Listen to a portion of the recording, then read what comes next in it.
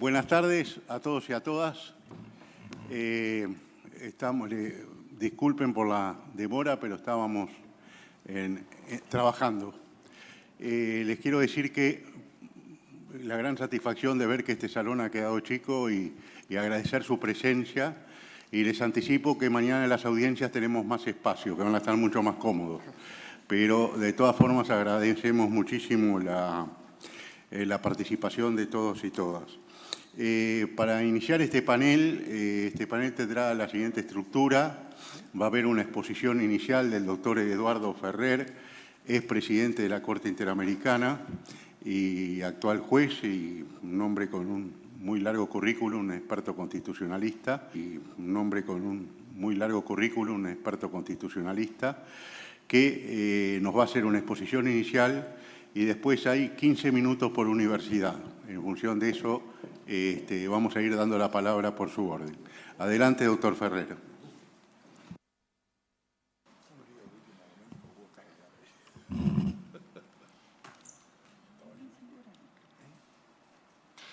Sí, muy buenas tardes a todas y todos.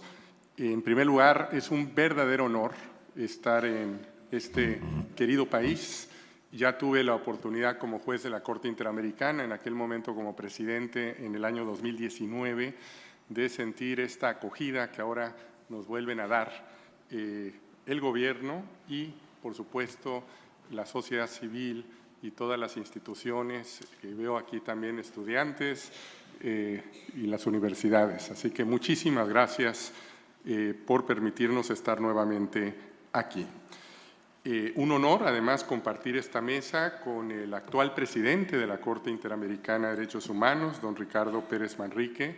Un orgullo para Uruguay, un orgullo para la Corte Interamericana y un orgullo para Latinoamérica. Así hay que decirlo. Nos sentimos muy orgullosos de tenerlo como presidente.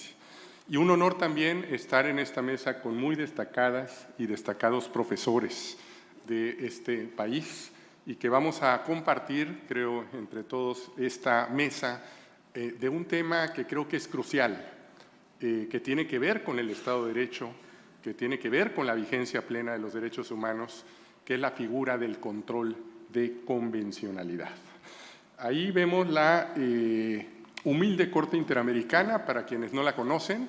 Esta es una casona antigua en el barrio de Los Yoses, y ahí trabajamos los 7 jueces, juezas, y también alrededor de unos 30 abogadas, abogados.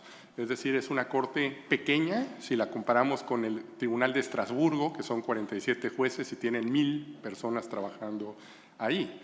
Pero, sin embargo, en estos 43 años de vida, la Corte Interamericana ha contribuido a la democratización, por decir algún término importante, para el Estado de Derecho, para la vigencia de los derechos humanos, y una de las grandes líneas jurisprudenciales es el control de convencionalidad. Entonces, para hablar del control de convencionalidad, creo que también es necesario advertir que hay intensidades donde se aplica este control de convencionalidad, dependiendo, por supuesto, de los países que han suscrito o se han adherido a la Convención Americana sobre Derechos Humanos, el Pacto de San José de Costa Rica. Tenemos 34 estados que conforman la OEA, o 34 si no consideramos a Cuba, que fue excluido, pero puede en cualquier momento ingresar. Pero bueno, son 34, o si está o no Venezuela. Pero aquí lo importante es que solo 25 han suscrito, ratificado este Pacto de San José. ¿Qué pasa? Que hay 10 países que no han suscrito este pacto: Estados Unidos, Canadá y la mayoría de los países anglófonos. Evidentemente, el control de convencionalidad ahí pues baja de intensidad notablemente.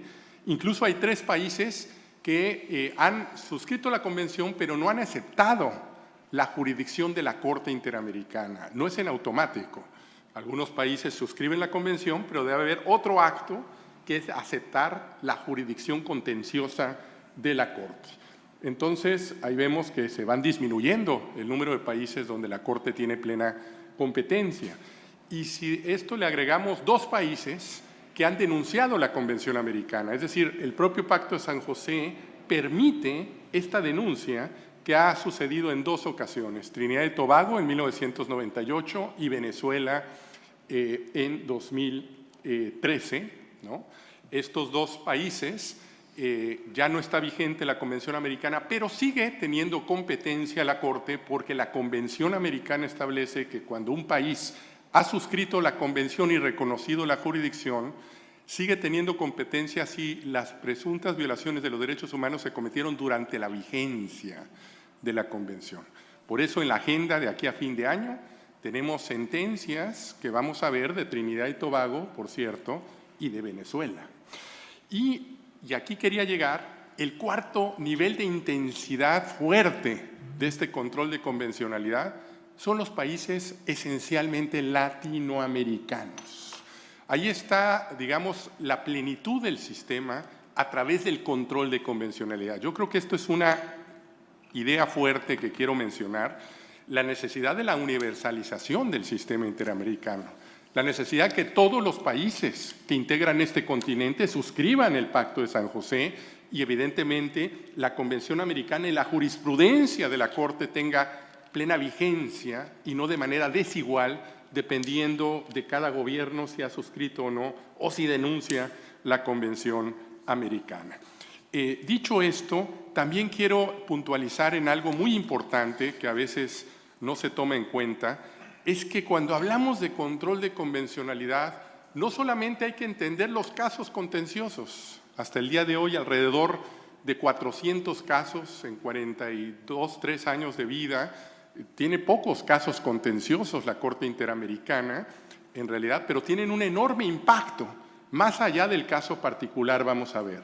Pero no solamente son los casos contenciosos, también hay que ubicar que son las opiniones consultivas.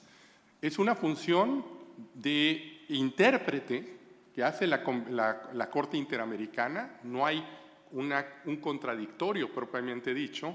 Hasta el día de hoy, 29 opiniones consultivas. Ayer por la tarde se notificó la última opinión consultiva, que es de una enorme trascendencia, que tiene que ver sobre el enfoque diferenciado de grupos vulnerables privados de libertad. Ahí, la Corte Interamericana, si ustedes ven el párrafo 30 de lo que se notificó ayer, dice que es necesario que los diversos órganos del Estado realicen el correspondiente control de convencionalidad, también sobre la base de lo que señala en ejercicio de su competencia no contenciosa o consultiva, la que innegablemente comparte con su competencia contenciosa. Esto es, la protección de los derechos fundamentales de los seres humanos. Ojo, no solamente casos contenciosos. Para ejercer un debido control de convencionalidad hay que ver la interpretación que la Corte hace de estas opiniones consultivas, pero también de medidas provisionales. La semana pasada emitimos una muy importante medida provisional en casos de extrema gravedad y urgencia para evitar daños irreparables. La Corte ordenó la liberación de 45 presos en Nicaragua. Creo que esto es algo que se debe de saber. Ha habido un comunicado de prensa y evidentemente ahí la Corte actuó y ordenó la liberación inmediata de 45 presos en ese país. Pero también la supervisión de cumplimiento de sentencias. Son las 4 competencias que tiene la Corte y en estas 4 competencias va definiendo cada interpretación esta línea jurisprudencial del control de convencionalidad. Y esto es muy importante, vamos a ver más adelante que en la supervisión de cumplimiento del caso Hellman, la Corte da un concepto amplio de lo que es el control de convencionalidad y establece que hay una cosa juzgada internacional que vincula al Estado a todos sus órganos, pero hay una cosa interpretada que vincula a los otros estados que no fueron parte formalmente, pero es lo que se llama cosa interpretada, ¿no? El criterio, el precedente, que si bien es para un país, entiéndase que debe ser también por efecto reflejo hacia otros países, porque estamos hablando del mismo instrumento que es la Convención Americana, sobre la cual la Corte establece qué es cada derecho a la luz de la Convención. Vamos, porque sé que tenemos poco tiempo, vamos a resumir lo que es el control de convencionalidad en 4 puntos. En 4 puntos, que es lo que voy a tratar de sintetizar. La primera idea fundamental es que el origen del control de convencionalidad, curiosamente, no nace en la Corte Interamericana como muchos piensan. Antes de Almonacid Arellano, que sabemos el párrafo 124, famoso párrafo 124 del 2006, Almonacid Arellano contra Chile, donde por primera vez la Corte en pleno establece el control de convencionalidad, resulta que un número importante de países ya estaba utilizando la Convención Americana y la jurisprudencia de la Corte, ojo, para precisamente interpretar su ordenamiento interno. Los jueces nacionales se convierten en jueces interamericanos, lo dijo muy bien el presidente Ricardo Pérez Manrique hoy por la mañana. De tal suerte que si nosotros vamos viendo, en realidad, esto viene de un proceso desde la década de los 90, donde se da la constitucionalización del derecho internacional de los derechos humanos. Entra al torrente sanguíneo del derecho constitucional o nacional las categorías del derecho internacional de los derechos humanos. Vemos la reforma constitucional argentina de 1994, donde menciona expresamente un catálogo de declaraciones, ¿no?, de pactos internacionales, pero Colombia en 1991, Venezuela en 1999, el artículo 23 de Venezuela establece que los tratados y pactos en derechos humanos tienen jerarquía constitucional y prevalecen en el orden interno en la medida en que sean más favorables.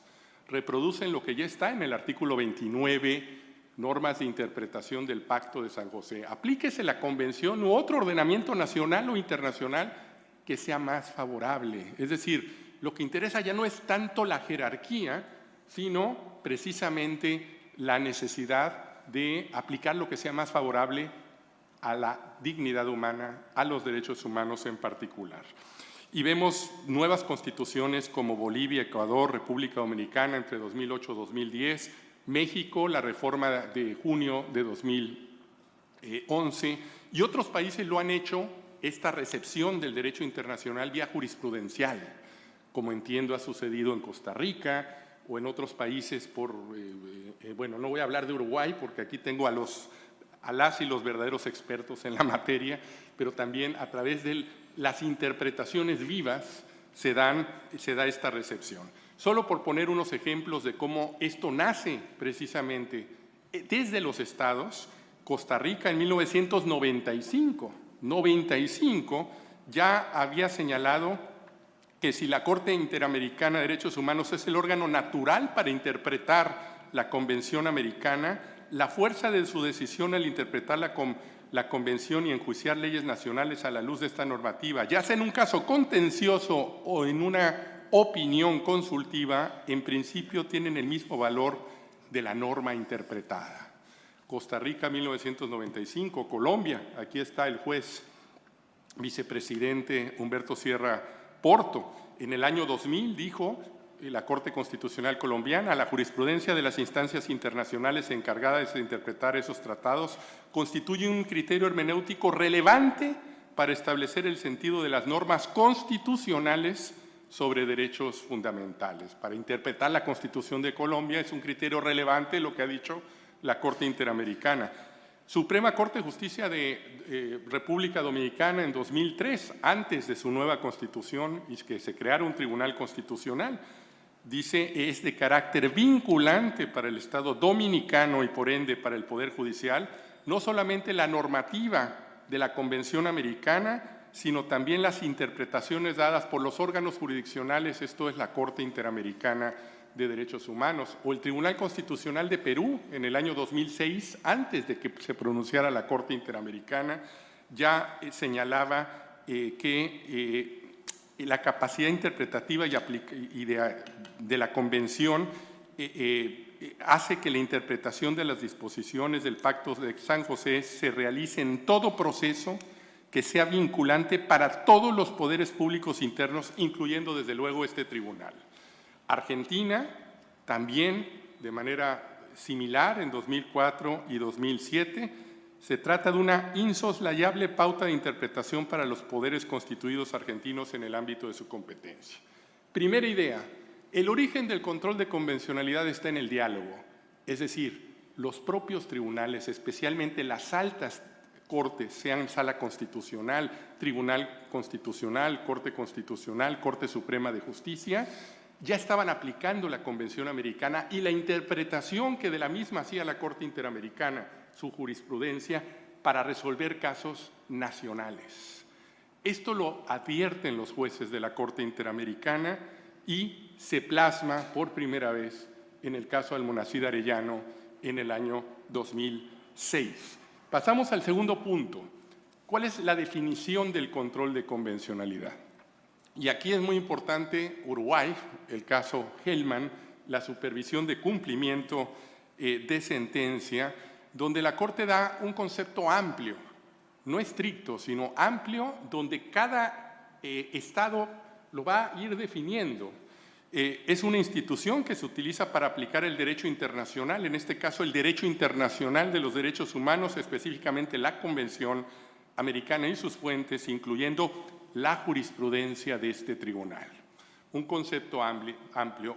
Y creo que también es importante en esta supervisión de cumplimiento que dice la Corte que hay dos manifestaciones distintas para la obligación de los Estados para ejercer control de convencionalidad, dependiendo si la sentencia ha sido dictada en un caso en el cual ha sido parte o no el Estado concernido. Es decir, si hay cosa juzgada internacional, Estado, pues no te puedes mover mucho. Hay una condena internacional sobre Uruguay, sobre Colombia, sobre Argentina. Hay cosa juzgada internacional. Y conforme a la Convención Americana, ¿no? Los Estados se comprometen a acatar la sentencia de la Corte Interamericana. Pero también hay otra manifestación de este control de convencionalidad cuando el Estado no ha intervenido, no es parte formal, que es lo que se conoce como la cosa interpretada. La Corte Interamericana lo denomina como norma convencional interpretada. Es decir, cuando se establece un precedente interpretativo para Costa Rica o para Colombia, bueno, hay un reflejo interpretativo para otros estados que han suscrito la Convención y han ratificado la Convención Americana. Entonces, cosa juzgada, pero también cosa interpretada, que también es un elemento muy importante. Y pasamos al tercer tema, que es el desarrollo jurisprudencial de este control de convencionalidad. Ya lo había dicho al inicio, es en Almonacid Arellano, lo conocen muy bien todos, el precedente donde la Corte Interamericana establece por primera vez el control de convencionalidad.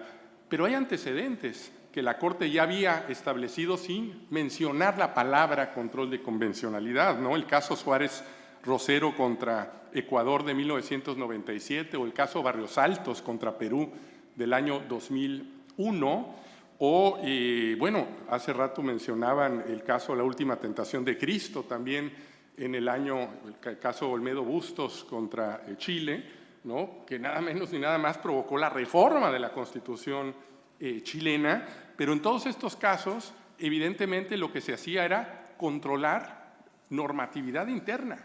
No lo decía la Corte, pero ordenaba a que se modificara el ordenamiento jurídico, ya sean normas penales, códigos penales, o bien incluso leyes de amnistía o de autoamnistía, y precisamente hay unos votos ahí muy importantes de don Sergio García Ramírez, un expresidente de la Corte Interamericana, y de también otro expresidente que acaba de fallecer y que recordamos con mucho cariño, Antonio Cansado Trindade, entre el año 2003 y 2006, ya en sus votos hablando de este control de convencionalidad, pero es el Pleno de la Corte donde en el caso Almonacid Arellano establece que el Poder Judicial debe de ejercer una especie de control de convencionalidad entre las normas jurídicas internas que aplican en casos concretos y la Convención Americana sobre Derechos Humanos. Esto no lo dice la Convención Americana, pero lo interpreta la Corte, que deriva de las propias obligaciones, sobre todo el artículo 1, el deber de respeto y garantía, pero sobre todo en la garantía 2, el artículo 2, que es la adecuación normativa, y el artículo 26 y 27, ¿no? Pacta sunt servanda, el efecto útil de los tratados y que los tratados deben de interpretarse y aplicarse de buena fe. Hay otros precedentes importantes que, solamente para aclararlo, en trabajadores cesados debe ser de oficio contra Perú, ¿no? Debe ser de oficio, debe de ejercerse en el marco de sus respectivas competencias y de las regulaciones procesales correspondientes. En el caso Boyce y otros contra Barbados, establece que este control puede ser sobre la propia norma constitucional. En muy pocas ocasiones la Corte de manera explícita así lo ha dicho, algunas ocasiones de manera implícita, pero lo cierto es que la Corte ha tocado constituciones o interpretaciones, como el caso Radilla Pacheco del año 2009. Es decir, dijo, la Constitución no está mal, sino como lo han interpretado el Poder Judicial es lo que está mal, es decir, interpretaciones inconvencionales. Ojo, esto nos da una pista. El control de convencionalidad no solo implica inaplicación de normas, implica interpretaciones conformes con la Convención y la jurisprudencia de la Corte Interamericana. A través de esta recepción, ¿no? bloque de constitucionalidad, principio pro persona, en fin, cláusulas de interpretación abierta que las propias constituciones o las supremas cortes constitucionales han ido incorporando. Desde entonces hasta el día de hoy hay más de 60 casos donde la Corte Interamericana, yo creo que ahí definió gran parte de lo que es el control, el contorno, pero esto no es una fotografía, sino es una línea jurisprudencial dinámica y constante, y por eso es necesario estar viendo cómo se desarrolla esta línea jurisprudencial sobre el control de convencionalidad. Pero me falta un eslabón que creo que es bien importante en este desarrollo, que es el caso Hellman contra Uruguay. Sé que aquí están los especialistas, yo solamente voy a mencionar lo que dijo la Corte en una cuestión muy importante que tiene que ver con democracia. Ahí extiende el control a todas las autoridades públicas y no solo al Poder Judicial. Es decir, la labor del Poder Legislativo en la creación de normas también están sujetas a este control de convencionalidad. Dice la Corte textualmente, como lo acaba de decir en la opinión consultiva sobre la figura de la no reelección presidencial indefinida en los sistemas presidenciales, como lo dijo en el caso Hellman 2011 y lo reiteró en una opinión consultiva, existen límites a lo susceptible de ser decidido por parte de las mayorías en instancias democráticas, en las cuales también debe primar un control de convencionalidad, que es la función y tarea de cualquier autoridad pública, no solo del Poder Legislativo, incluyendo al legislador. Evidentemente ha habido, como dije, un gran desarrollo, más de 60 casos donde 14 países han tenido responsabilidad internacional y han pedido que se ejerza control de convencionalidad. Solamente dejo ese bosquejo y entro al cuarto apartado. ¿Qué ha sucedido en los últimos años? Los tribunales nacionales, sobre todo los tribunales nacionales, las altas cortes, han recibido este influjo y hoy con bastante naturalidad ya se habla más o menos del control de convencionalidad. Yo recuerdo aquí con mi amigo el profesor Martín Rizo, que estábamos en un mundial de fútbol, precisamente estaba jugando Uruguay-México. Aquí estábamos en la Católica, medio tiempo, y estábamos encerrados en la Universidad Católica y no nos dejaban salir para ver el juego. Era increíble, pero así estábamos. Y ahí apenas se hablaba del control de convencionalidad. Hoy las discusiones son completamente distintas. Ahora se habla de buenas prácticas. Mientras más control de convencionalidad, una mayor interacción entre el derecho nacional y el derecho internacional de los derechos humanos, fomentando el diálogo. Y brevemente, si nosotros hacemos un recuento de estas buenas prácticas, lo que está haciendo la Corte es ahora analizando ya no si se hizo o no, sino cómo se hizo este control de convencionalidad. Ya sea realizando una correcta interpretación y aplicación, ¿no?, del derecho internacional de los derechos humanos. Por ejemplo, ya un caso antiguo, ¿no?, las masacres de Ituango contra Colombia, la Corte valoró positivamente que el Tribunal Superior de Antioquia y la Sala Penal de la Corte Suprema de Justicia y la Corte Constitucional colombiana hayan ejercido un adecuado control de convencionalidad para garantizar el efectivo cumplimiento de una sentencia de la Corte. Ojo, para garantizar el debido cumplimiento previo ya de una sentencia de la Corte Interamericana. En este mismo sentido, otro ejemplo, en la supervisión de cumplimiento del caso Hellman en 2013, la Corte valoró positivamente que la Suprema Corte de Justicia de Uruguay haya realizado un adecuado control de convencionalidad en la causa Nibia Zabalzagaray,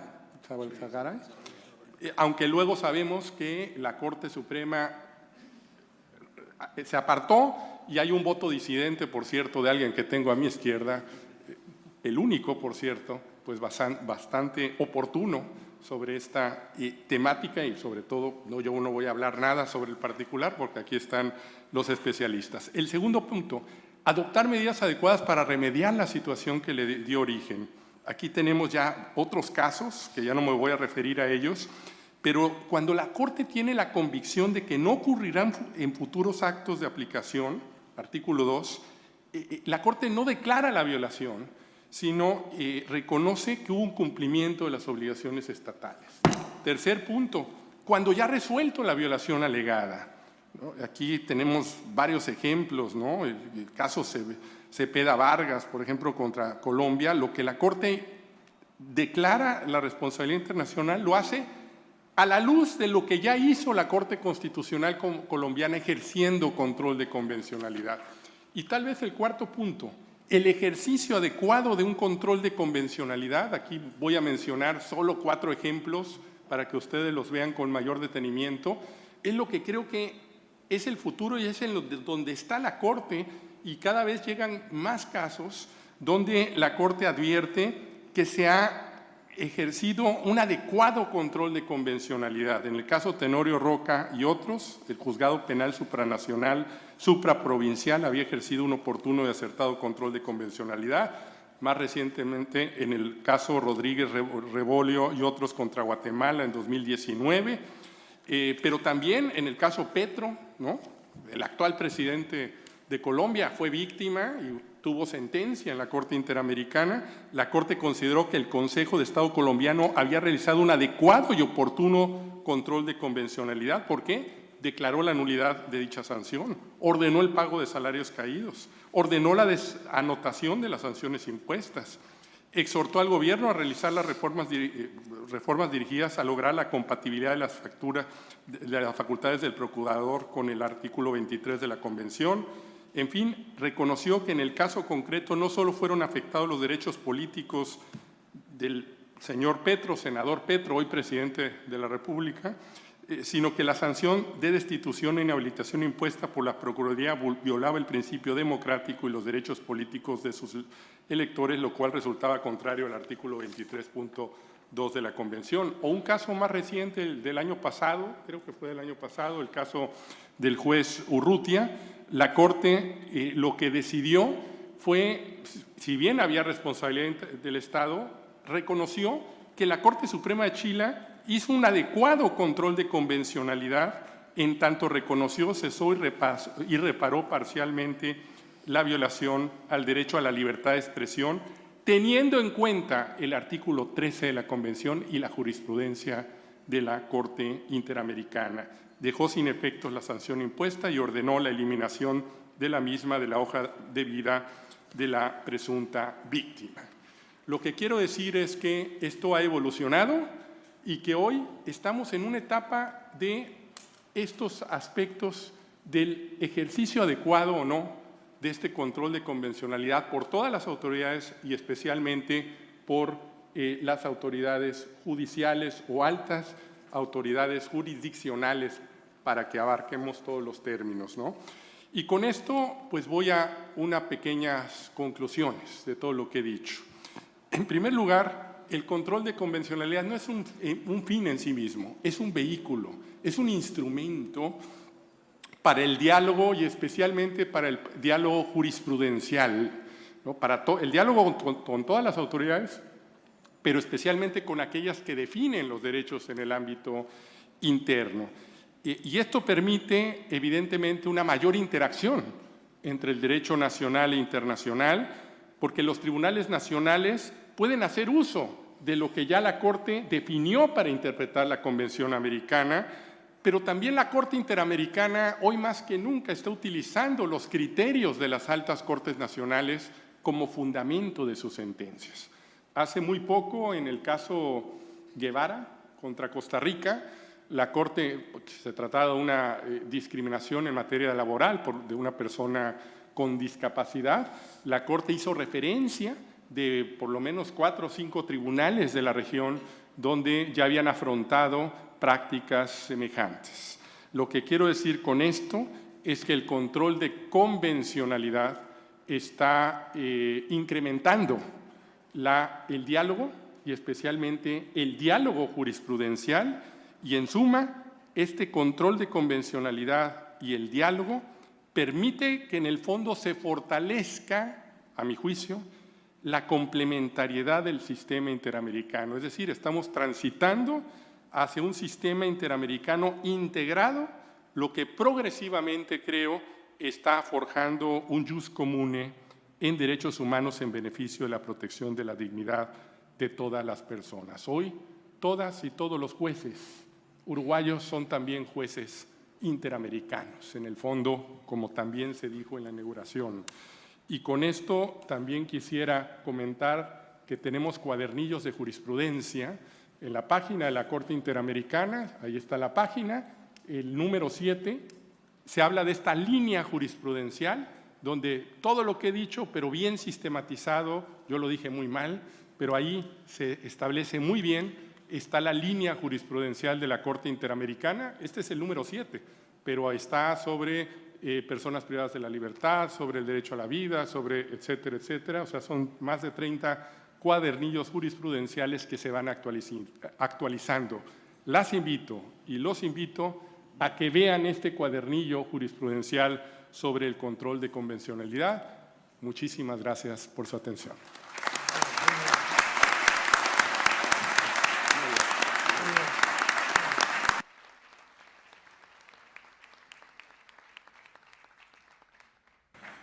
Muchas gracias, juez Eduardo Ferrer MacGregor. Daré ahora la palabra, va a hablar una representación de cada una de las 5 facultades de Derecho de la República.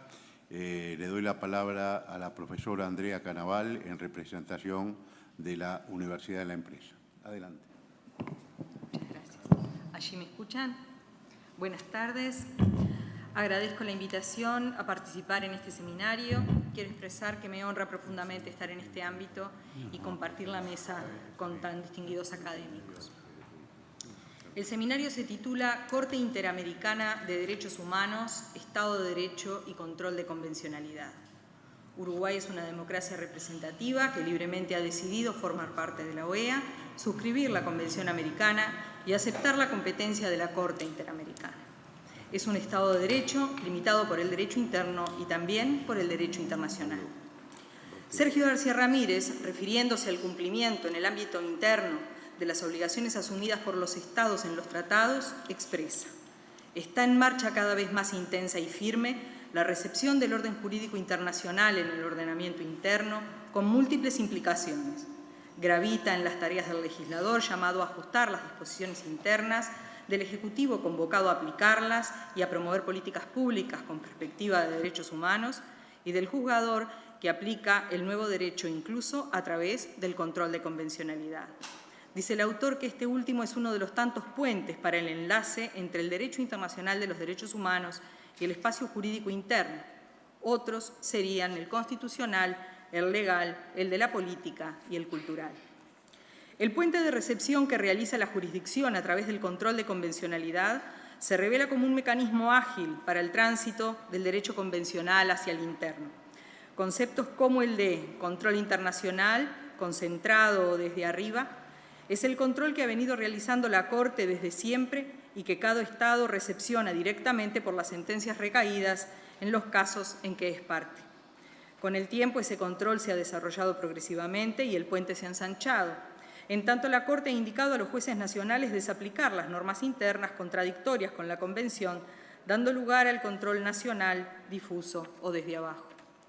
Uruguay ha sido denunciado ante el sistema interamericano y ha recaído en su contra sentencias en el caso Hellman versus Uruguay, en el caso Barbani y otros versus Uruguay y en Majdanek y otros versus Uruguay. En el marco de ese control de convencionalidad, el puente legal nacional ha requerido adecuaciones. La ley de caducidad de la pretensión punitiva del Estado resulta un ejemplo de oposición entre el derecho interno y el derecho internacional de los derechos humanos. A propósito de su aplicación en la sentencia Hellman versus Uruguay de 20 de marzo de 2013, supervisión de cumplimiento de sentencia de la primera dictada en 2011, respecto al control de convencionalidad establece: todas las autoridades estatales están en la obligación de ejercer ex oficio un control de convencionalidad entre las normas internas y la Convención Americana, en el marco de sus respectivas competencias y de las regulaciones procesales correspondientes, y que se debe tener en cuenta no solamente el tratado, sino también la interpretación que del mismo ha hecho la Corte Interamericana, intérprete última de la Convención.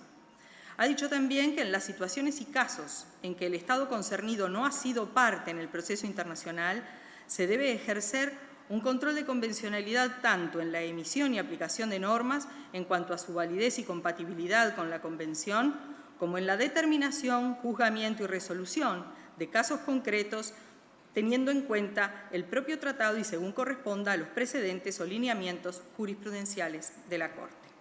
Queda claro, pues, que el control desde abajo realizado internamente por los distintos agentes estatales, jueces, legisladores y funcionarios, en el marco de sus respectivas competencias y de las regulaciones procesales correspondientes, debe aplicarse en la emisión de la norma, en la aplicación de la misma y en el juzgamiento y resolución de casos concretos, y dicho control abarca el tratado y los precedentes o lineamientos jurisprudenciales. Veamos ahora qué pasa con nuestra jurisprudencia, cómo ese control desde abajo es realizado por los jueces letrados y los tribunales de apelaciones en nuestro país. Cuando la ley nacional no se corresponde con la norma convencional, la doctrina nacional se ha planteado si es posible su desaplicación por parte del juez que estuviera entendiendo en el caso. El profesor Correa Freitas, que nos acompaña, ha señalado que cuando cualquier juez o tribunal al efectuar el control de convencionalidad de una ley constate su inconvencionalidad, habrá de plantearlo de oficio ante la Suprema Corte de Justicia conforme al artículo 239, numeral primero, porque la Suprema Corte de Justicia es quien tiene la competencia originaria y exclusiva en cuestiones relativas a tratados, pactos y convenciones. El profesor Risso ha expresado que, en tanto, no está comprendido el control de convencionalidad en los artículos 256 y siguientes referidos a la declaración de inconstitucionalidad, única excepción prevista por la Constitución para la obligación de aplicar la ley, cualquier juez podría hacerlo, pero, sostiene, la mayoría de los casos de inconvencionalidad serían además casos de inconstitucionalidad y la desaplicación de la ley por cualquier juez estaría alterando la arquitectura constitucional. Reconoce lo opinable del tema, pero entiende que la competencia para declarar inconvencional la ley estaría concentrada en la Suprema Corte de Justicia.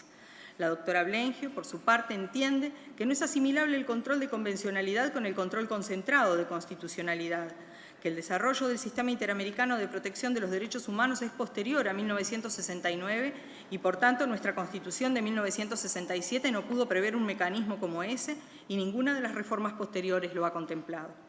Por tanto, el juez, en el caso, podría desaplicar la ley inconvencional aplicando directamente la norma convencional. Durante el año 2021, en nuestra jurisprudencia se sucedieron una serie de sentencias que ampararon las demandas de personas que pretendían acceder a ciertas técnicas de reproducción humana asistida a través del Fondo Nacional de Recursos, persona pública no estatal que financia los tratamientos de alto costo y estudios de medicina especializada con fondos del Estado, básicamente. Sus solicitudes a nivel administrativo habían sido rechazadas al entenderse que sus situaciones no quedaban comprendidas en el ámbito de aplicación de la Ley 19.167, regulatoria de las técnicas de reproducción humana asistida y su decreto reglamentario. La ley preveía para el acceso a las técnicas de reproducción humana asistida para casos de infertilidad. Comparecieron ante la Justicia de Familia por medio de acciones de amparo, 12 acciones revistadas de la base de jurisprudencia, en su mayoría mujeres que en virtud de tratamientos oncológicos a los que iban a someterse verían reducida o perdida su capacidad reproductiva futura. La pretensión de las actoras consistía en que se les brindara el procedimiento de crioconservación de óvulos. En tanto, era rechazada su solicitud por sus servicios de asistencia sanitaria, por no encontrarse prevista como prestación obligatoria para los mismos, el decreto no lo contemplaba, y por ello reclamaron judicialmente que fuera costeado por el Fondo Nacional de Recursos en tanto no poseían medios suficientes para enfrentar el gasto en forma particular. Las sentencias de primera instancia en su mayoría hicieron lugar al amparo y condenaron, según el caso, al Ministerio de Salud Pública y al Fondo Nacional de Recursos a financiar los procedimientos.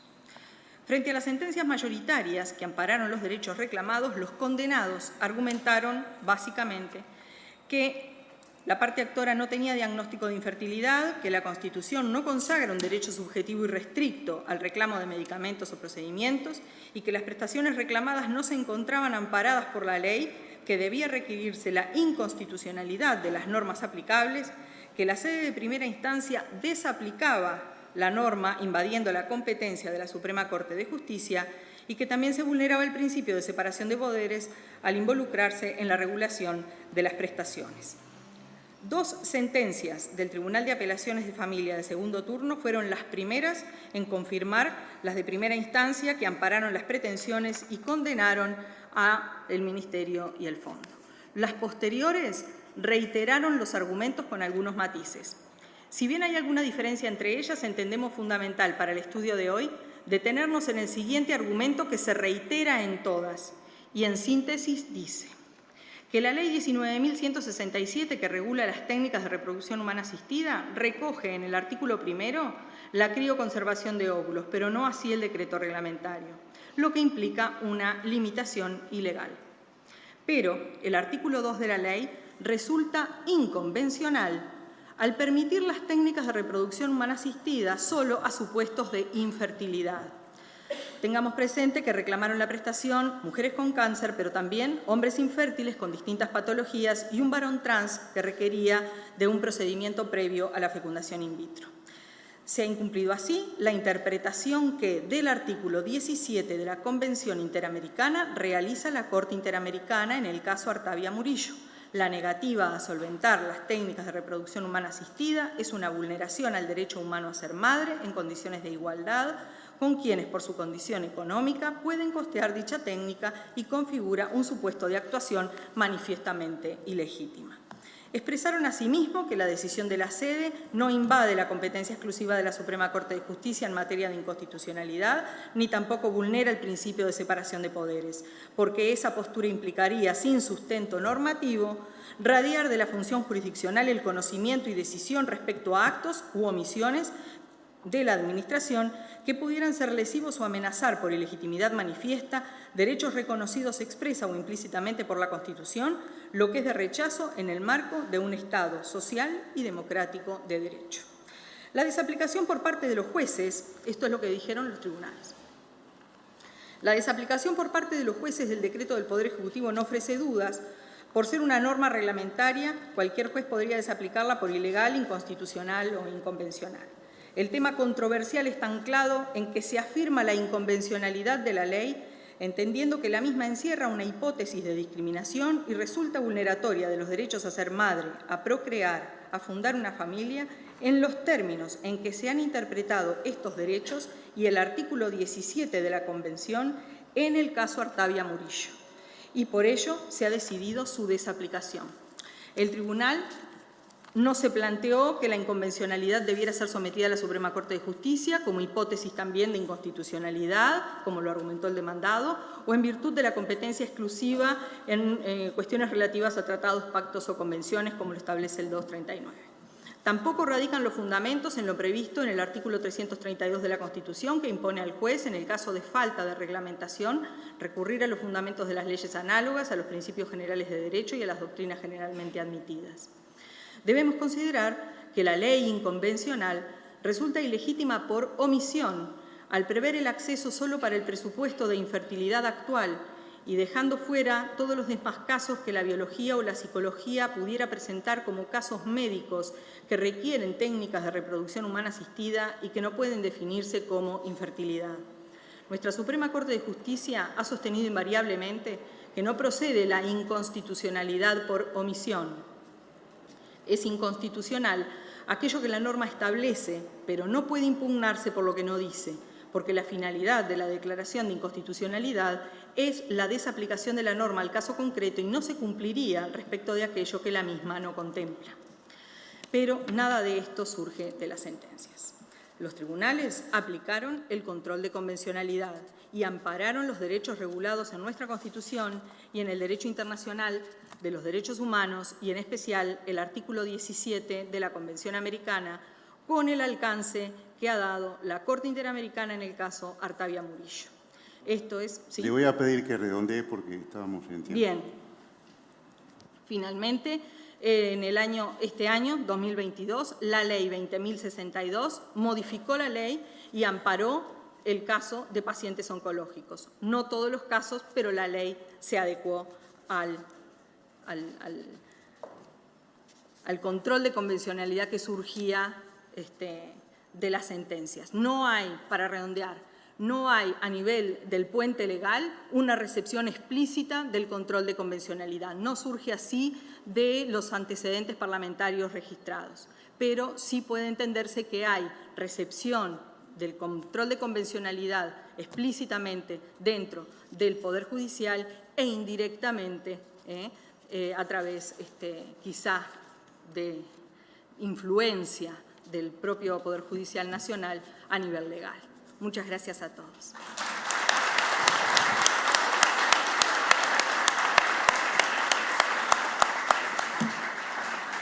Muchas gracias. Doy la palabra ahora al doctor Pablo Donangelo, Universidad de Montevideo. Por favor, ceñirse a los 15 minutos previstos. Adelante. Bueno, buenas tardes a todos. Muchas gracias por estar aquí. Una forma de abordar el tema del control de convencionalidad es hablar de impacto, del impacto que las decisiones de la Corte tiene en los países, y no solo de las decisiones de la Corte, sino incluso también y principalmente, en algunos casos, decisiones de la Comisión Interamericana de Derechos Humanos. Por eso, cuando hablamos de control de convencionalidad o de impacto, deberíamos también considerar todas las decisiones del sistema. ¿Y por qué empiezo por aquí? Empiezo por aquí porque me gusta reivindicar el viejo informe 2992 de la Comisión Interamericana de Derechos Humanos, que declaraba que la ley de caducidad de la pretensión punitiva del Estado no debía tener efectos porque la misma no estaba en contra de la Convención Americana de Derechos Humanos.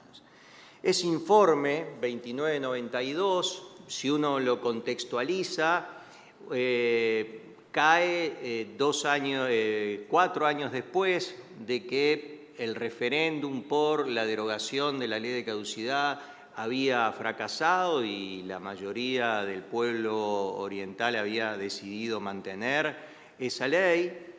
En el año 88, un año antes de eso, la Corte había desestimado una acción de inconstitucionalidad sobre la ley de caducidad. Es decir, en el contexto uruguayo, fines de la década del 80, habría un respaldo popular a la ley de caducidad de la pretensión punitiva del Estado, y la Suprema Corte de Justicia actuaba en línea en ese sentido. Ahí la Comisión Interamericana llama a 4 audiencias a las partes en el año 97 y después en el 96, en el 2006, 2007 y 2008, 2005, 2006 y 2007. Y allí se insiste en que la ley de caducidad de la pretensión punitiva del Estado era una ley anticonvencional, que violaba el artículo 1, el artículo 8, el artículo 25 de la Convención Americana de Derechos Humanos. Y es así que se llega al caso de Nibia Zabalzagaray en el año 2009, y esa sentencia es realmente maravillosa porque realiza, como dice el profesor Ferrer, un muy adecuado control de convencionalidad. Yo me anoté, acá estuve repasando la sentencia. No solo esa sentencia dice que por la vía del artículo 72 se incorporan a la Constitución los tratados de derechos humanos, sino que cita el caso Barrios Altos contra Perú del 2001, el caso Almonacida de Arellano contra Chile del 2006, el caso de la Cantuta de 2006 también contra Perú. Cita los casos de Argentina con las leyes de obediencia debida y punto final. Entonces, allí la Suprema Corte de Justicia y dice además que toma en cuenta esos pronunciamientos del sistema para declarar la inconstitucionalidad de los artículos 1, 3 y 4 de la Ley de Caducidad de la Pretensión Punitiva del Estado. Es decir, toma lo que Ferrer decía recién, la cosa interpretada, toma lo que era la línea jurisprudencial que con mucho esfuerzo la Corte Interamericana había ido imponiendo. Entonces, allí el control de convencionalidad fue un control maravilloso. Esa sentencia, cuando cita a Ferraioli, cuando habla de que hay cuestiones por fuera de la esfera de lo decidible, que dice que hay que el referéndum o que el apoyo popular no decía o no agregaba nada en términos de constitucionalidad. Es decir, fue una sentencia realmente maravillosa en la que además cita expresamente también el informe 2992 de la Comisión Interamericana de Derechos Humanos. Lo cita expresamente. Claro que la alegría duró 6 días, porque esa sentencia fue del día 19 de octubre del año 2009, pero el día 25 de octubre de ese mismo año, 6 días después, fracasa el plebiscito de reforma constitucional que dejaba sin efecto la ley de caducidad. Y allí parecía que íbamos nuevamente hacia un camino que iba otra vez a dejarnos sin esperanzas en la materia de impunidad. Pero ahí llega el caso Hellman, ahí llega en febrero del 2011 la sentencia del caso Hellman, y como impacto concreto de la sentencia de Hellman tenemos el decreto 323 del año 2011, por el cual se declara la nulidad por falta de legitimidad de aquellas decisiones administrativas que habían adoptado los poderes ejecutivos para incluir los casos dentro de la ley de caducidad. Además, se dicta la ley 18.831 que restablece la pretensión punitiva del Estado, declara sin efecto la ley de caducidad. En el artículo 2 establece que no ha transcurrido el plazo de prescripción durante el gobierno de facto, y posteriormente el artículo 3 habla de que estos crímenes son crímenes de lesa humanidad. Entonces, allí vemos una cuestión de impacto concreto de una decisión de la Corte, en este caso la sentencia de Hellman, que tiene un impacto legislativo importante, un impacto que también llevó a que muchos casos se reabriera la investigación.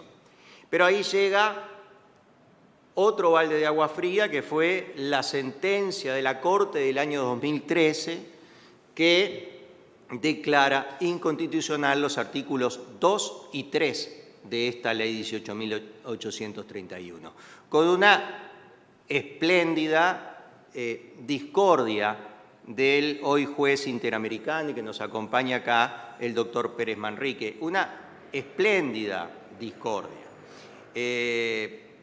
Así que allí, en esta sentencia, no me quiero detener mucho en ella, pero borra de un plumazo todo lo que se había avanzado en términos de control de convencionalidad en el Uruguay con la sentencia del 2009 del caso de Nidia Zabalzagaray. Y eso dispara una resolución de supervisión de cumplimiento de la Corte Interamericana de Derechos Humanos del caso Hellman, en el cual se cuestiona muy duramente esta decisión.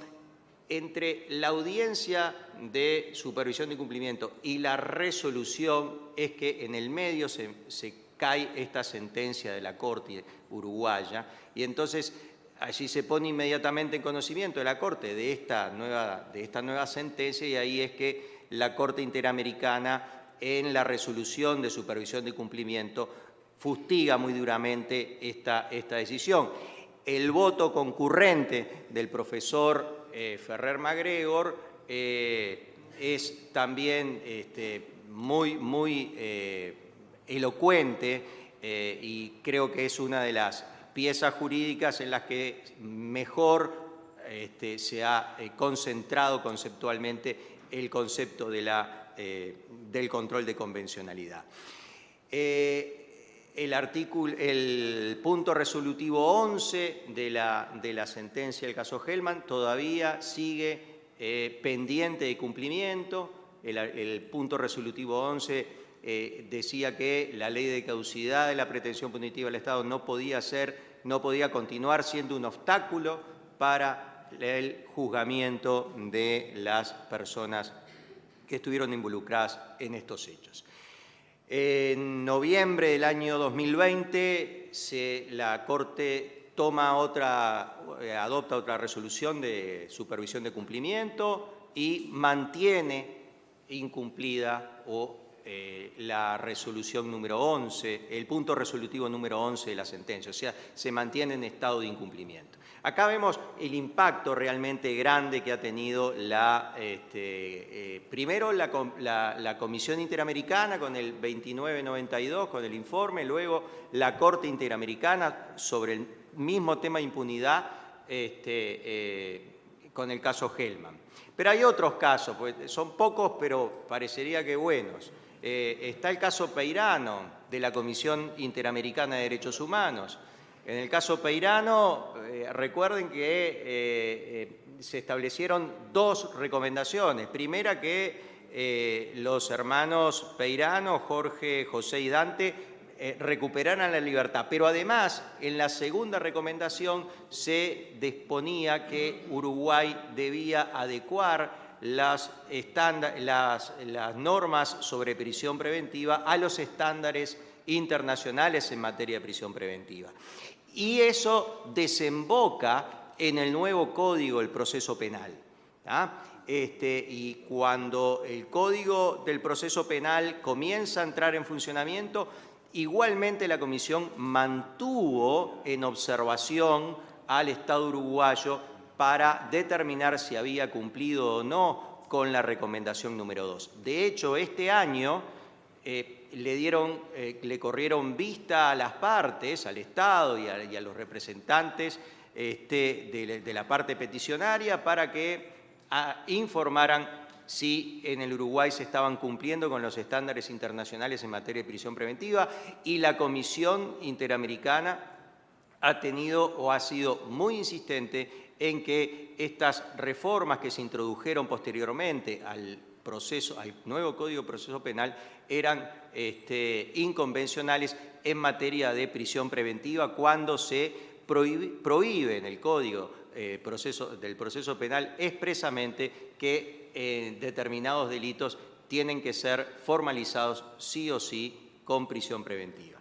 No quiero ocupar más tiempo, creo que ya estoy llegando a los 15 minutos, pero bueno, el caso Dogliani también es un caso que ha tenido gran impacto, un periodista, la solución amistosa que llega Dogliani con el Estado uruguayo. En ese caso, el propio Estado uruguayo reconoce la anticonvencionalidad de la ley de prensa, la 16.099, y como consecuencia de ese pronunciamiento del sistema que se materializó a través de la solución amistosa, se reforma la ley de prensa y se crea se entra en vigor una nueva ley que sí atiende los estándares internacionales en materia de libertad de expresión.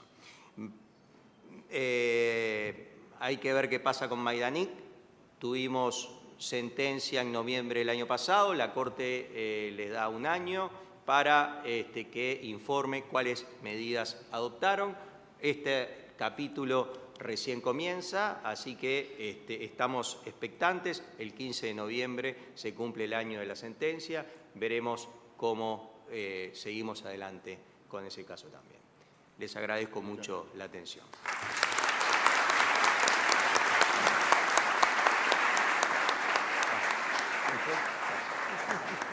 Muchas gracias. A continuación le doy la palabra al doctor Martín Rizzo por la Universidad Católica del Uruguay. No hay problema.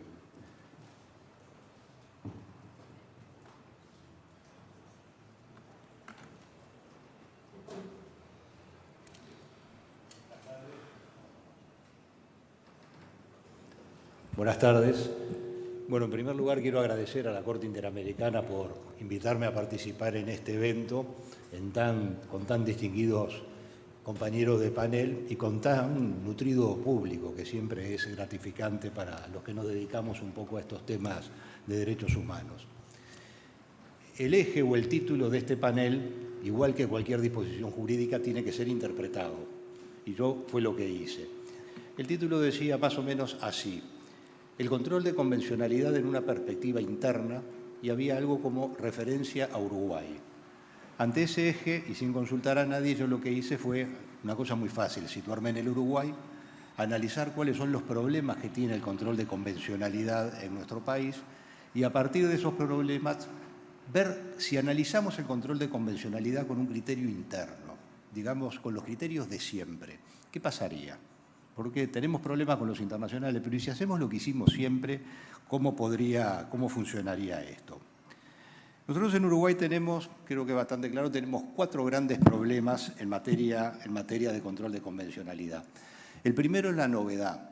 Podrá ser Almonacid Arellano, 2006, el voto de Sergio García Ramírez en el 2003, pero andamos en el entorno de los 20 años, años más, años menos, y eso es poco. La realidad nos demuestra que en el Uruguay hay un número muy importante de abogados, seguramente ninguno de ustedes, que no sabe lo que es el control de convencionalidad. A mí hace poco más de un año, después de una audiencia judicial, un juez aquí en Montevideo me pidió si le podía explicar lo que era el control de convencionalidad. Y estoy seguro que si recorremos el país hay muchos abogados que directamente no han escuchado hablar del control de convencionalidad. Esto significa que tenemos un problema que no es un problema menor. Lo nuevo siempre genera resistencia, genera temores, uno tiende a eludirlo, uno no se siente cómodo cuando estamos moviéndonos con temas novedosos. El segundo problema es que, aunque no tiene nada que ver, porque es distinto el derecho internacional de los derechos humanos, todavía tenemos aquello de la distinción o de la lucha entre el derecho interno y el derecho internacional público. Y si nosotros analizamos últimamente, más en el lenguaje o en el discurso político, no hace mucho que hemos tenido invocaciones a la soberanía. Volvemos con ese tema, el típico tema del pasado, por ejemplo, para sostener quiénes son los jueces de la Corte Interamericana para venirnos a decir a nosotros lo que tenemos que hacer. Es increíble, pero es una realidad. Tenemos que asumir que tenemos ese tipo de problemas. Un problema muy parecido a este lo tenemos con aquella vieja pregunta de Madison. ¿Quién es el mejor custodio de las libertades?, decía Madison. Ahora diríamos, ¿quién es el mejor custodio de los derechos humanos? ¿Los poderes políticos, los representativos del pueblo o los tribunales? Perfectamente podemos extrapolar esa vieja discusión y sustituir a los jueces internos por la Corte Interamericana y nuevamente tendríamos el mismo problema. Y por último, el otro problema que tenemos es que hay muy pocos trabajos en Uruguay que hayan encarado el estudio del control de convencionalidad con un criterio interno, con los criterios que siempre hemos aplicado, como lo hacemos habitualmente. Y eso es lo que yo voy a tratar de analizar actualmente, en este momento. Dos comentarios muy breves, aprovechando que está el presidente de la Suprema Corte de Justicia, dos comentarios muy breves sobre la evolución del control de convencionalidad en la jurisprudencia de la Suprema Corte de Justicia. Es cierto que el momento estelar fue el año 2009, cuando se utilizó la Convención Americana, se utilizó la jurisprudencia de la Corte, fue un momento importante, y también es absolutamente cierto que en el 2013 hubo una suerte de terremoto. No sabíamos bien, hubo confusiones entre cosa juzgada y cosa interpretada, lo que realmente generaba o demostraba la confusión que había por aquellos tiempos. Ahora, ¿cuál es la posición actual de la Corte? Yo, que soy lector regular de la jurisprudencia de la Corte, no estoy tan seguro, porque no he visto una sentencia en que categóricamente en los últimos tiempos la Corte nos dice si sigue la jurisprudencia del 2009 o si sigue la jurisprudencia de 2013. Yo, viendo la jurisprudencia de los últimos años, me da la impresión, aunque repito, no hay una sentencia que lo diga expresamente, que en cierta forma la Corte ha vuelto a la jurisprudencia de 2009, porque la Corte está ejerciendo un contralor de convencionalidad, utiliza disposiciones convencionales, menciona la Corte Interamericana, o sea que, como yo había adelantado, capaz que el doctor Ferrer se acuerda, yo había adelantado, aquello de 2013 queda como una anécdota, una triste anécdota jurisprudencial, y creo que ya lo hemos, en cierta forma, superado. En cuanto a la cosa interpretada, dejemos la cosa juzgada. La cosa interpretada se discute, no le gusta, que son extranjeros, por qué les tenemos que hacer caso y demás. Ahora, ¿qué pasa si analizamos la cosa interpretada con una perspectiva de derecho interno, como lo hacemos habitualmente en el Uruguay desde hace décadas? Imaginen ustedes, se cuestiona una ley que estaría violando derechos humanos constitucionales, ¿sí? Constitucionales. ¿Qué es lo que tenemos que hacer los abogados, los operadores jurídicos? Primero, ver la jurisprudencia de la Suprema Corte de Justicia, que es la encargada de pronunciarse en los juicios de inconstitucionalidad de las leyes. Sería un error garrafal que un abogado se lanzara en una acción de inconstitucionalidad sin hacer eso. Y cuidado, porque la interpretación de la Suprema Corte de Justicia no es una interpretación menor. Estamos hablando del órgano que tiene la última palabra en lo que respecta a la declaración jurisdiccional de constitucionalidad de las leyes. O sea, eso es lo primero que hacemos. Después tenemos tres posibilidades. La primera posibilidad es que de la jurisprudencia de la Corte no surja nada que tenga relación con el caso que tenemos por delante. Bien. Segunda posibilidad, que haya elementos a favor en la jurisprudencia de la Corte. De repente la Corte ya declaró la inconstitucionalidad de la ley que estamos cuestionando. Ahí vamos en bajada. Y también puede pasar que la Corte tenga una jurisprudencia distinta a la nuestra. Y bueno, ahí nos vamos a tener que remangar, porque vamos a tener que convencer a la Corte de que nosotros tenemos una mejor interpretación de los derechos fundamentales en juego, una interpretación más protectora de los derechos, y que se justifica que la Corte cambie, opte por esa interpretación más protectora. Esto es lo que hacemos todos en Uruguay. Creo que nadie puede dudar de que eso es así. ¿Qué pasa si pasamos a la convencionalidad? De vuelta, el procedimiento es el mismo. Tenemos un caso de ley que limita los derechos humanos respecto a la Convención Americana. Lo primero es ver qué dice la Corte Interamericana, por los mismos motivos que miramos la jurisprudencia de la Suprema Corte de Justicia en inconstitucionalidad. No cabe duda que la interpretación de la Corte Interamericana es una interpretación calificada, no es una interpretación más. Y de vuelta, si encontramos jurisprudencia, la única forma que vamos a tener de apartarnos de la jurisprudencia de la Corte Interamericana es en la medida que encontremos una interpretación que le dé más amplitud al derecho, que lo proteja mejor, que lo garantice mejor. Lo que quiero decir con esto es que si enfocamos con los criterios tradicionales el control de convencionalidad, lo tenemos que asimilar claramente al control de constitucionalidad y eliminamos todos los problemas, todas las discusiones que genera lo novedoso, porque lo novedoso es el control de convencionalidad, pero no el control de inconstitucionalidad. Paso ahora sí a la perspectiva uruguaya. Todos lo sabemos, la Constitución uruguaya habilita al Estado uruguayo a suscribir tratados y convenciones internacionales, y aunque no lo diga expresamente, ha existido unanimidad en doctrina de que habilita a que la República se someta a jurisdicciones internacionales. Lo ha hecho varias veces Uruguay. Esto lo hicimos en el año 1985 y hoy nadie cuestiona en el Uruguay que las disposiciones de la Convención Americana y protocolos derivados son disposiciones jurídicas válidas y aplicables internamente en el Uruguay. Yo no conozco ninguna persona que diga no, las disposiciones sobre derechos humanos de la Convención Americana no son directamente aplicables en el Uruguay. O sea, cuando nosotros nos preguntamos cuál es el ordenamiento jurídico aplicable, y por supuesto que está la Convención, está todo el derecho internacional de los derechos humanos. Esto funciona claramente desde 2009, con ese interregno que yo les mencionaba, 2013, y quién sabe hasta qué momento, ¿verdad? Si hacemos esto, nosotros tenemos que el control de convencionalidad en una perspectiva interna, y aunque la perspectiva internacional es distinta, en una perspectiva interna, lo tenemos que asociar con mentalidad uruguaya al control de constitucionalidad y al control de legalidad. ¿Cuáles son las 4 consecuencias que tiene el control de constitucionalidad? Las 4 grandes consecuencias que no se discuten ya. Se discutieron, pero ya no se discuten más. Primero, la Constitución se aplica pese a la existencia de disposiciones inferiores que lo impidan. Si pasa eso, tenemos que desaplicar las normas inferiores y aplicar la Constitución. Segundo, la Constitución se aplica pese a la inexistencia de normas necesarias para su aplicación. En ese caso, tenemos que integrar el ordenamiento jurídico inferior y aplicar la Constitución. En tercer término, la Constitución es un elemento básico para la interpretación de todo el ordenamiento jurídico. La interpretación jurídica tiene que partir de la Constitución.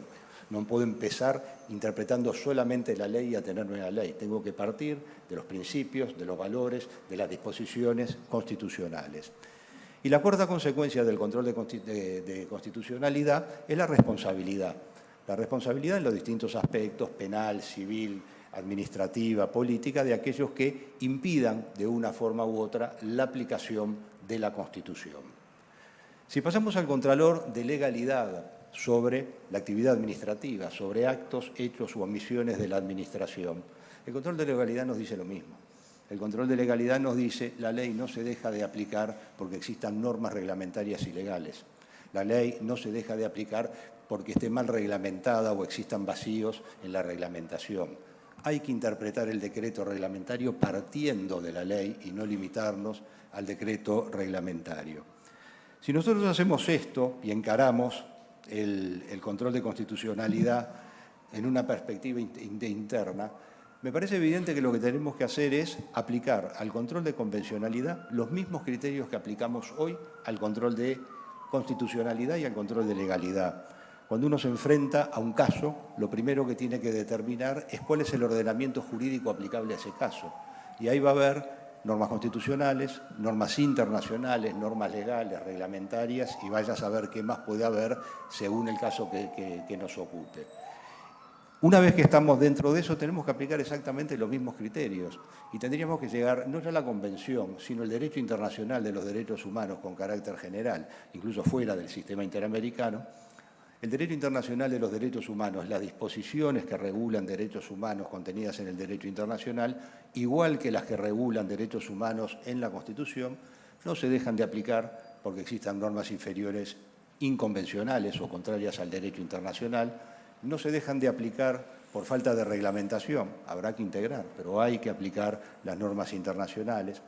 Las normas internacionales son un elemento clave para interpretar el ordenamiento jurídico. Empecemos siempre desde arriba, veamos qué nos aporta, qué nos dice el derecho internacional de los derechos humanos y luego bajemos, hagamos que el derecho internacional permee en todo el ordenamiento jurídico como hacemos o debemos hacer con la Constitución. Y por supuesto que aquellos que impidan de una forma u otra la aplicación de las normas internacionales reguladoras de derechos fundamentales, y bueno, van a tener que enfrentar las responsabilidades jurídicas habituales que no nos generan mayores problemas. Iba a decir dos cosas sobre el control de convencionalidad en la ley. En realidad la doctora Canaval ya adelantó mi posición, es un tema discutible, por supuesto. Yo creo que hay que recurrir al sistema concentrado, hay jurisprudencia en contraria, es cierto, pero yo creo que el único que podría declarar la inconvencionalidad de una ley es la Suprema Corte de Justicia. O sea que no creo que haya mayores problemas, más allá de que es discutible como cualquier tema jurídico. Y en definitiva, yo lo que hice fue intentar situarme en Uruguay, en los problemas que tenemos en el Uruguay y aplicando los criterios de siempre, los criterios que tienen décadas de aplicación en el Uruguay, encarar el tema del control de convencionalidad. Y, sorpresa, lo vengo viendo desde hace tiempo, es mucho más fácil, es mucho más sencillo aplicar el control de convencionalidad con una perspectiva interna que con una perspectiva internacional. Y llegamos mucho más lejos. En una perspectiva interna, el control de convencionalidad no solo la tienen que autorizar, lo tienen que realizar las autoridades. Todas las personas tenemos que realizar un control de convencionalidad previo a nuestros actos o a nuestras decisiones. Definitivamente, al igual que hacemos con la Constitución, el derecho internacional de los derechos humanos lo tenemos que aplicar todos los habitantes. Muchas gracias.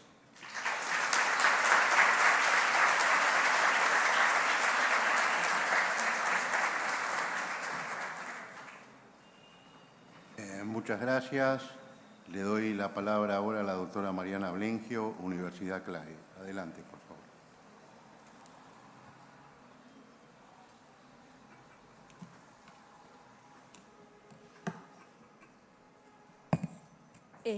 Buenos días, buenas tardes a todos. Creo que ahí, antes de saludar, le voy a pedir porque tenemos un PowerPoint.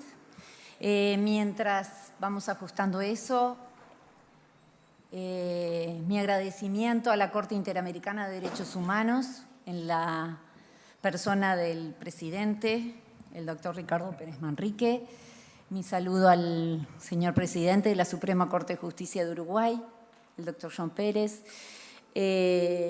También mi saludo a los representantes nacionales que se encuentran en sala, integrantes de organismos de protección no jurisdiccional de los derechos humanos, donde me honró trabajar durante 5 años, y docentes, compañeros de trabajo en las distintas universidades y, por supuesto, estudiantes de todas las universidades del país que se dieron cita en este seminario. Yo también hice un ejercicio de interpretación cuando se nos convocó con esta temática y bueno, voy a partir de un hecho que es el control de convencionalidad. Voy a partir de eso. No me voy a detener en el análisis. Yo creo que es un análisis que Uruguay ya lo ha realizado y bueno, sí, comparto que es labor de todos los docentes que estamos en lo cotidiano, enseñando derechos humanos, enseñando derecho constitucional, quienes tenemos que reforzar estas temáticas. Pero voy a partir de ese hecho, que es el control de convencionalidad, y lo voy a abordar desde esta temática, que es el envejecimiento. Voy a ir rápido porque tenemos 15 minutos. Obviamente la ponencia queda para todos ustedes, para el que la quiera leer, partiendo de datos. Los datos los tienen ahí. Evidentemente, cada día somos más o vamos a ser más los mayores de 60 y menos los menores de 5. Esos datos rompen a los ojos. A ver si, ¿a dónde enfoco para que esto se mueva? ¿Ahí? Ahí. No. Bueno. Ahí pasó. Bien, ¿qué es el envejecimiento? ¿Qué es el envejecimiento? Tenemos varias definiciones. Hay una definición que es la primera que toma la Convención Interamericana, pero vamos hacia la más sencilla. Es la vida misma, es un tránsito, una etapa en nuestra vida, ¿verdad? Y evidentemente tenemos enormes problemas en esta etapa de la vida y uno de ellos puede ser, y salta a la vista, el tema de la violencia y el tema del abuso. Según la OMS, no existe una persona adulta mayor típica. Eso es algo que es muy interesante analizar. es muy interesante analizar cómo se ha depreciado todo el tema de la vejez y cómo encontramos hoy el fenómeno del edadismo, es decir, actitudes y acciones peyorativas que vienen a marginar y excluir a la persona mayor. Entonces, llegamos al derecho internacional de los derechos humanos. El derecho internacional de los derechos humanos encuentra dos vertientes. Voy a ir muy rápido en esto porque quiero focalizarme en el sistema interamericano. En el sistema internacional vemos claramente una evolución con estos documentos que les pongo ahí, desde esos principios de Naciones Unidas en favor de las personas mayores en el año 91 hacia un cambio de paradigma que va a pensar la vejez desde la independencia, la participación, los cuidados, la autorrealización y la dignidad, para llegar a una perspectiva de derechos humanos y, por supuesto, una perspectiva de género. ¿Qué pasa en el sistema interamericano? Quiero destacar, porque 2015 marca un hito en la etapa de especificación del derecho internacional de los derechos humanos, que es esa convención que es nueva para el mundo del derecho internacional, aunque ya tiene 7, 8 años, pero en el ámbito interamericano es de vanguardia para el mundo, porque el sistema internacional no tiene una convención que aborde la temática de la vejez. Por eso le ponemos el hito, como que es un hito en el reconocimiento de los derechos de las personas a partir de los 60 o 65, según la legislación. Y eso nos lleva a un elemento muy interesante, que es algo sustancial en ámbitos como este, que el artículo 33 de esa convención prevé el funcionamiento de un mecanismo de seguimiento de la convención. Y hoy tenemos 9, necesitamos 10 estados, son 9 los que la han ratificado y 1 la firmó y está a punto, esperamos que sí lo cumpla, de ratificar, depositar la convención, el instrumento, lo que generaría ese mecanismo de seguimiento que considero fundamental. Pero ahí me salteé. ¿Qué pasa también en el sistema interamericano? No nos quedamos solo con esa convención. Tenemos la Relatoría de los Derechos de las Personas Mayores, ¿verdad? Y tenemos peticiones que se han presentado ahí. Para ir rápidamente, les he puesto año a año la cantidad de peticiones que se presentan ante esta relatoría con la temática de fondo de la vejez. También tenemos audiencias, y acá, investigando sobre las audiencias, cabe destacar y reconocer al Uruguay que en el año 2018 se presentó ante la Comisión Interamericana y exhortó a movilizar fuerzas a los efectos de que entrara en vigor el mecanismo del artículo 33. Eso fue en el 2018. ¿Y qué pasó después? La Comisión Interamericana siguió trabajando y tenemos, en el caso de Brasil, esa medida cautelar, podemos encontrar alguna otra, pero también tenemos esta solución amistosa, que es una solución amistosa que acaba de suscribir el Estado uruguayo, en ese caso Silvia Angélica Flores Mosquera versus Uruguay, esto es de estos últimos meses, en el cual se reconoce el derecho de Silvia Angélica Flores Mosquera en una situación que vincula al tema pensión reparatoria y terrorismo de Estado. Los convoco a leerla porque entiendo que es interesante y además está hablándonos de una solución amistosa. Lejos está en la historia del sistema interamericano, pero como también un buen precedente Dogliani. Acá tenemos una solución amistosa que sale un reconocimiento del Estado uruguayo de responsabilidad. Entonces llegamos a la Corte Interamericana de Derechos Humanos. Y la Corte Interamericana de Derechos Humanos nos arroja 3 casos emblemáticos en presencia de los jueces de la Corte Interamericana. Ellos podrían desarrollarlo con mucha mayor propiedad, simplemente los esbozo. Estos 3 casos, los 2 primeros refieren al tema del derecho a la seguridad social como un derecho autónomo y su relación con la vida y la propiedad. Y el caso Poblete Vilches, que nos habla del tema sanitario, incursionando aquí la Corte en aspectos de bioética y derechos humanos que nos llamaron muchísimo la atención y felicitamos en cuanto a su desarrollo. Pero entonces, después de estudiar todo esto, llegamos a lo que es nuestra preocupación. ¿Y cuál es? La posibilidad de que abordemos el envejecimiento, incluyendo los esfuerzos de implementación del derecho internacional y la necesidad de fortalecer los procesos de armonización normativa para que, cuando opere ese control de convencionalidad, pudiéramos asegurar la observancia de los derechos, libertades y garantías de este grupo de seres humanos, que somos todos nosotros dentro de muy poquito, o algunos que ya estamos, y podamos contribuir a proyectar el proceso ya iniciado. Y para eso tomamos el interés superior de la vejez. ¿Y de dónde lo tomamos? Lo tomamos de la Convención de los Derechos del Niño del 89, que incorpora este concepto en una triple dimensión. También reconozco aquí toda la labor del doctor Pérez Manrique en temas de niñez y de adolescencia, y esa observación general número 14 sobre derechos de la niñez, que nos dice es un principio, es un derecho sustantivo y es una norma de protección. ¿Y qué es lo que pasa con esto? Bueno, ya la Corte se expidió en esa opinión consultiva del número 17 del año 2002 sobre el interés superior de la niñez. Entonces, ¿qué es lo que entendemos? Que perfectamente podríamos buscar de conceptualizar este interés superior de la vejez para que incursionara en temáticas concretas de control de convencionalidad. Y por eso, para terminar, me animo a hacer algunas propuestas.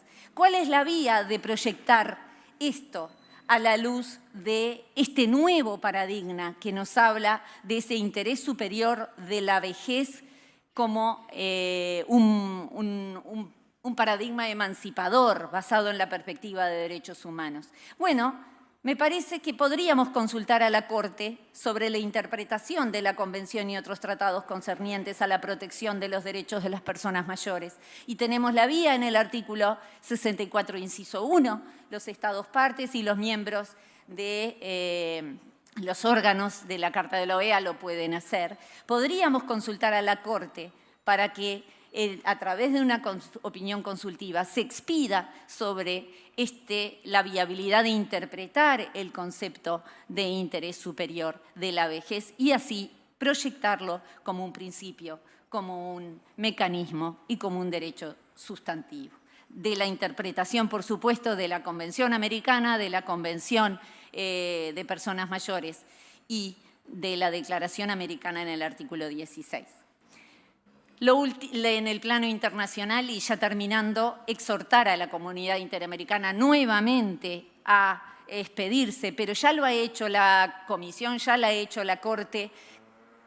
Sería oportuno que lo hiciera la OPS y la sociedad civil a ratificar, aunque nos contas que ya lo han hecho. ¿Qué pasa a nivel nacional? A nivel nacional nosotros entendemos que la Constitución de la República debe ser reformada claramente, después de escuchar todo lo que se ha escuchado y lo que se va a escuchar, debe ser reformada en materia de derechos humanos. Es una Constitución que requiere un ayornamiento en tal sentido y entendemos que en esa reforma debería promoverse entre algunos otros elementos, como por ejemplo el principio de no discriminación, que no está a texto expreso, el reconocimiento de la dignidad humana, que no está a texto expreso en nuestra Constitución, el interés superior de la vejez, el interés superior del niño, la perspectiva de géneros, tantas cosas para hablar de una reforma constitucional. También promover en el ámbito legislativo, quizás eso es más fácil, la promoción del interés superior de la vejez. Y por qué no promover un amparo, y acá para resguardarme de las críticas al amparo en materia legal, quizás pensando en ese amparo de niñez, ese amparo que hay de violencia de género específicos y evitando la limitación que por vía legal se produce del texto constitucional, pensar en una adecuada norma sobre amparo, pero que atendiera el tema vejez.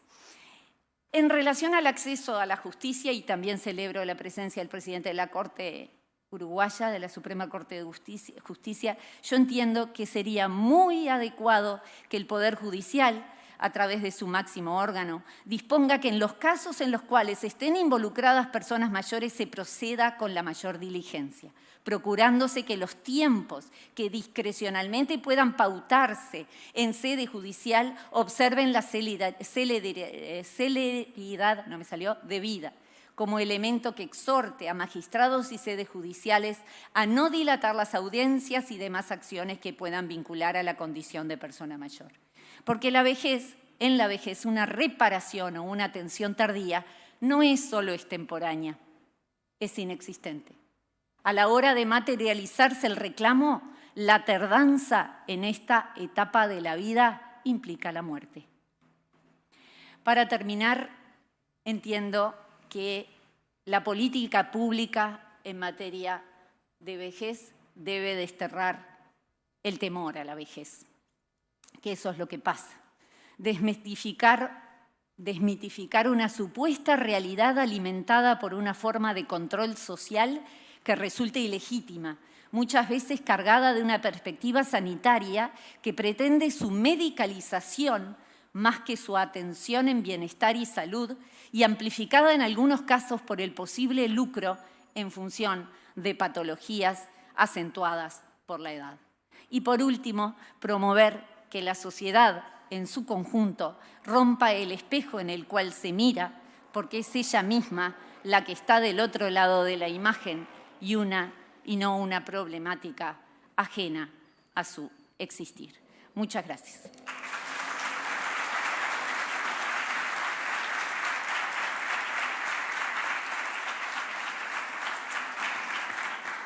Muchas gracias. Culminando este panel, hablarán por la Universidad de la República, compartiendo el tiempo establecido de 15 minutos, el doctor Rubén Correa Freitas y el doctor Daoís Uriarte. Tienen la palabra. Adelante. Bueno, buenas tardes a todos. Muchas gracias por la invitación a la Corte Interamericana de Derechos Humanos, a sus miembros, a todos los que están presentes hoy. Es una alegría que haya autoridades, profesionales, docentes y tanta cantidad de estudiantes compartiendo esto. Porque creo que lo más importante de esta reunión es justamente darle la trascendencia que tiene la Corte Interamericana de Derechos Humanos y el Sistema Interamericano de Derechos Humanos como método, como forma de protección y afirmación de los derechos humanos. Como uno tiene algunos años, tengo que hacer alguna referencia personal. Cuando yo estudiaba, estudiábamos los tratados desde una óptica absolutamente normativa. Y digo absolutamente normativa porque eran algunas cosas que se habían acordado por los distintos gobiernos, que eran muy lindas, muy bonitas, pero que en realidad uno no les veía la aplicación práctica, ¿no? Y por más que durante muchos años insistimos que esas normativas entraban por el artículo 72, nadie escuchaba.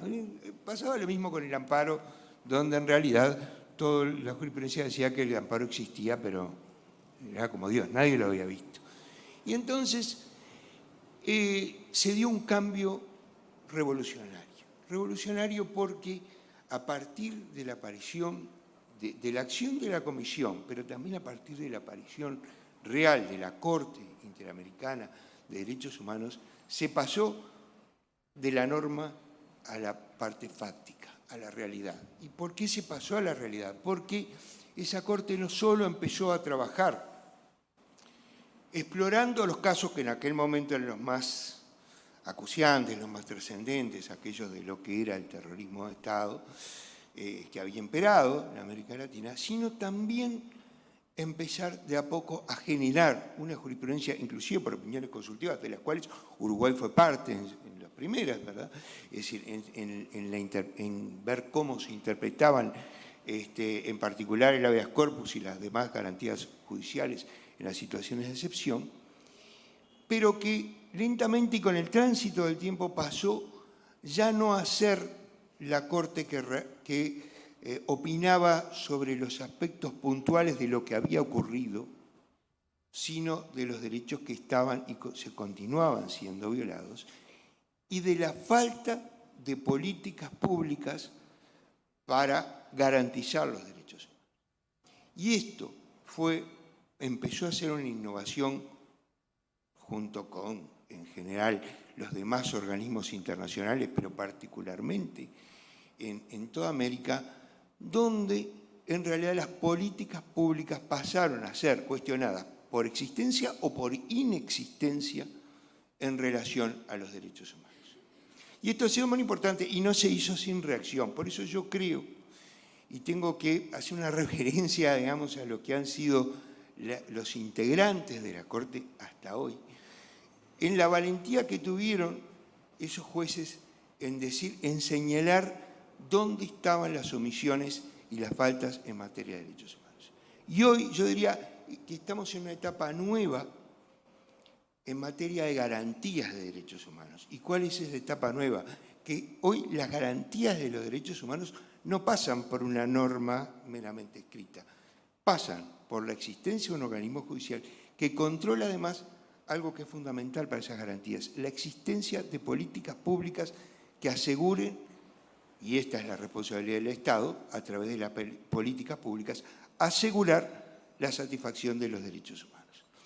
Y esto ha sido en gran parte, digamos, esa evolución que nos ha llevado, por supuesto no sin reacciones, porque también en gran medida ha habido reacciones, particularmente del sistema político, diciendo se está judicializando las políticas públicas.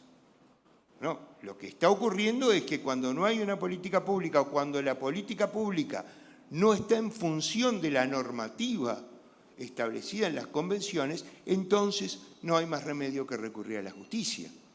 Y la justicia no alcanza con decir acá se violó los derechos de fulano o de mengano, sino en realidad, si no hay una política pública que garantice este derecho, se van a seguir violando los derechos de fulano, mengano y de todo el resto de la población.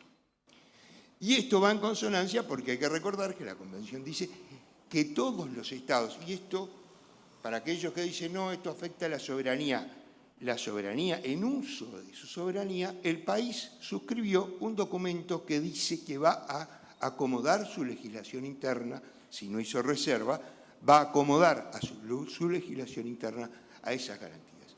Por eso, yo creo que es muy importante, y lo que hoy decía el doctor Rizzo, y que creo que todos los que hemos ejercido nos ha ocurrido, doctor, no me venga con esas cosas de derecho internacional, yo aplico la ley nacional. Por suerte se va acabando, pero todavía existe.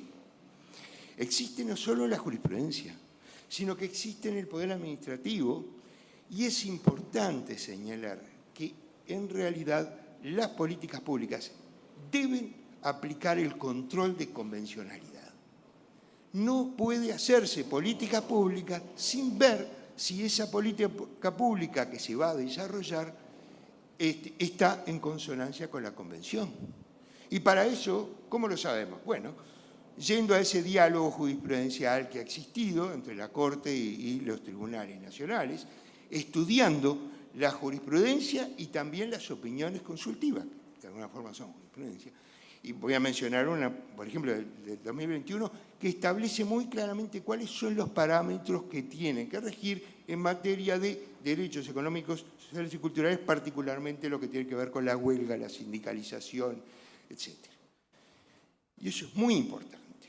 Y la otra vez participé en una charla donde estaba una ministra del Tribunal de Apelaciones, la doctora Rosina Rossi, que justamente decía, esta opinión consultiva es maravillosa porque me permite construir la sentencia.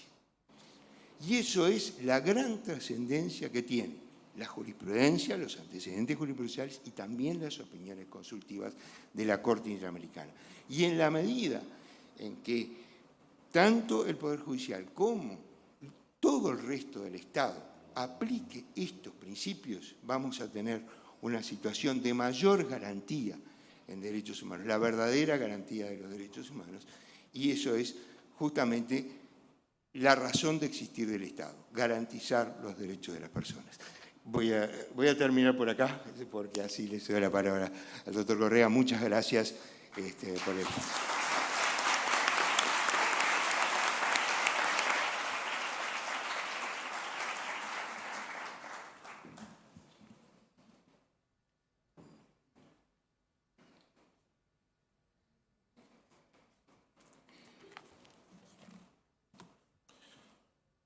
En primer lugar, quiero expresar el agradecimiento por la invitación formulada para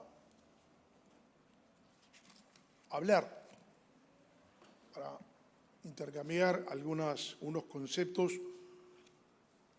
que yo lo he encarado el diálogo de la Suprema Corte de Justicia del Uruguay y la Corte Interamericana de Derechos Humanos. Partiendo de que el diálogo jurisprudencial entre las Cortes Supremas y las Cortes Constitucionales y los Tribunales Constitucionales de América Latina con la Corte Interamericana de Derechos Humanos es uno de los temas más relevantes de las últimas décadas.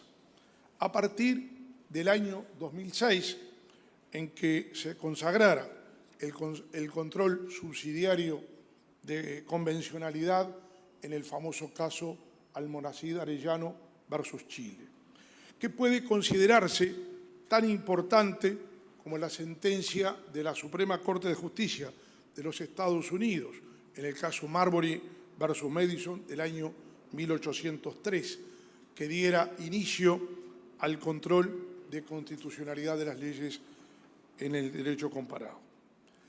Y en este sentido, quiero destacar especialmente esta tarde a los juristas uruguayos que tuvieron una intervención muy especial en la redacción de la Convención Americana de Derechos Humanos. En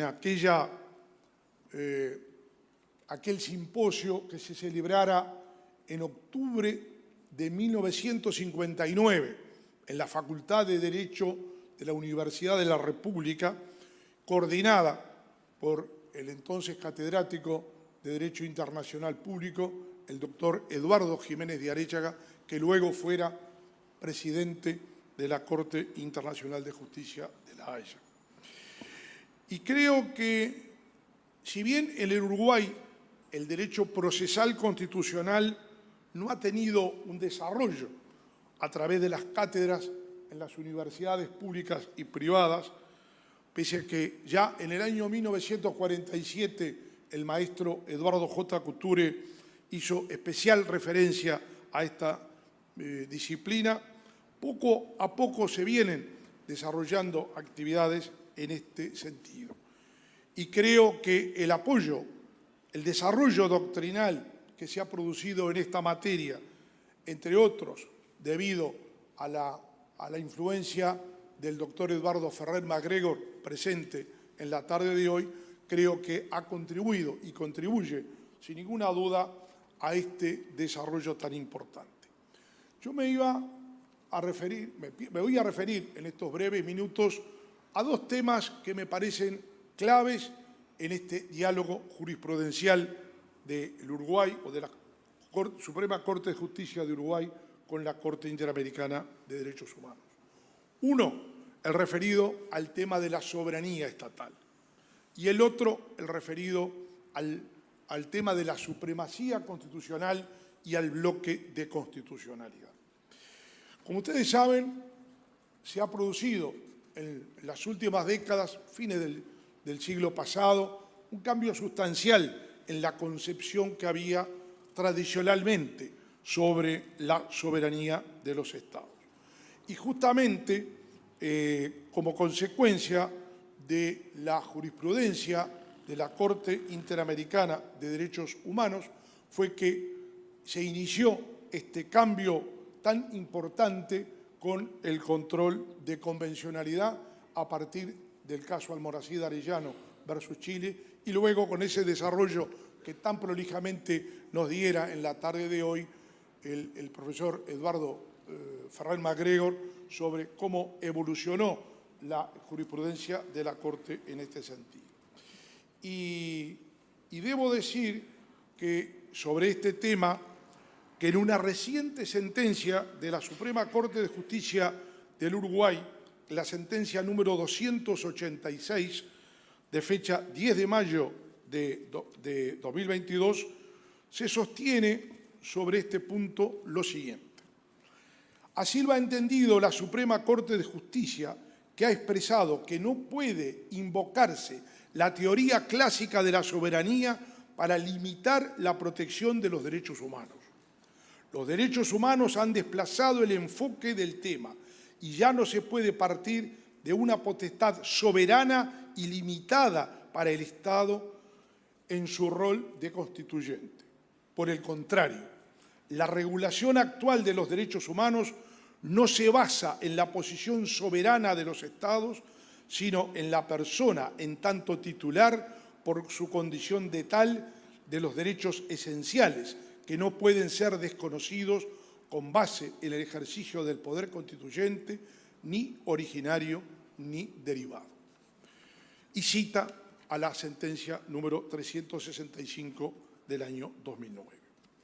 El otro aspecto al que brevemente me quiero referir tiene que ver con el tema de la supremacía constitucional y el control y el bloque de constitucionalidad.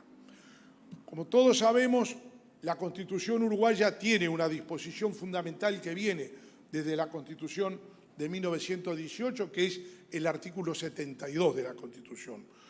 Artículo 72 que nos permite, que consagra la filosofía iusnaturalista y que establece claramente que la enumeración de derechos, deberes y garantías hecha por la Constitución no excluye los otros que son inherentes a la personalidad humana o se derivan de la forma republicana de gobierno. Y justamente es en base a esta disposición tan importante del artículo 72 de la Constitución uruguaya que la Suprema Corte de Justicia, en la sentencia número 365 de 19 de octubre de 2009, dijo lo siguiente: la corporación comparte la línea de pensamiento según la cual las convenciones internacionales de derechos humanos se integran a la Carta por la vía del artículo 72 por tratarse de derechos inherentes a la dignidad humana que la comunidad internacional reconoce en tales pactos. Y en este sentido, creo que es sumamente importante destacar entonces que ese bloque de constitucionalidad en nuestro país, en el Uruguay, se integra con las disposiciones contenidas en la Constitución de la República y los derechos que surgen de las declaraciones, pactos, tratados, pactos y convenciones ratificados por el Uruguay y que, por lo tanto, forman ese bloque de constitucionalidad. En consecuencia, la Convención Americana de Derechos Humanos de 1969 integra el bloque de constitucionalidad en el Uruguay. Y en el marco del diálogo entre la jurisprudencia de la Suprema Corte de Justicia uruguaya con la Corte Interamericana de Derechos Humanos, debo destacar nuevamente esta sentencia 286 de fecha 11 de mayo de 2022, que al analizar la importancia de los derechos humanos y la protección jurídica de los mismos, ha expresado lo siguiente: como ha afirmado la Corte Interamericana de Derechos Humanos, cuando un Estado es parte de un tratado internacional como la Convención Americana, todos sus órganos, incluidos sus jueces, están sometidos a aquel, lo cual les obliga a velar porque los efectos de las disposiciones de la Convención no se vean mermados por la aplicación de normas contrarias a su objeto y fin, por lo que los jueces y órganos vinculados a la administración de justicia en todos los niveles están en la obligación de ejercer ex oficio un control de convencionalidad entre las normas internas y la Convención Americana, evidentemente en el marco de sus respectivas competencias y de las regulaciones procesales correspondientes, y en esta tarea deben tener en cuenta no solamente el tratado, sino también la interpretación que del mismo ha hecho la Corte Interamericana intérprete última de la Convención Americana. Es todo lo que quería hablar. Muchas gracias.